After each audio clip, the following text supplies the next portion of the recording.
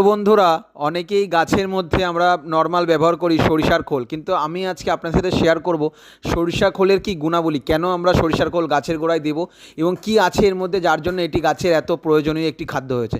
সরিষার খোল যেটির মধ্যে থাকে হচ্ছে পটাশিয়াম, নাইট্রোজেন, মাইক্রো এবং ম্যাক্রো কিছু উপাদান।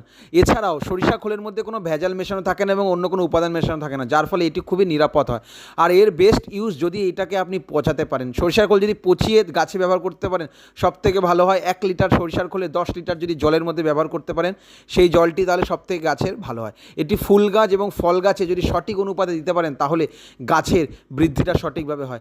আমি এই কাঠগোলাপ ফুলের গাছের মধ্যে আমি এটি ব্যবহার করছি। কাঠগোলাপের ফুলের পাতা, ওই গাছের পাতাগুলি দেখুন কেমন কালো হয়ে গেছে, পোকা আক্রান্ত হয়েছে।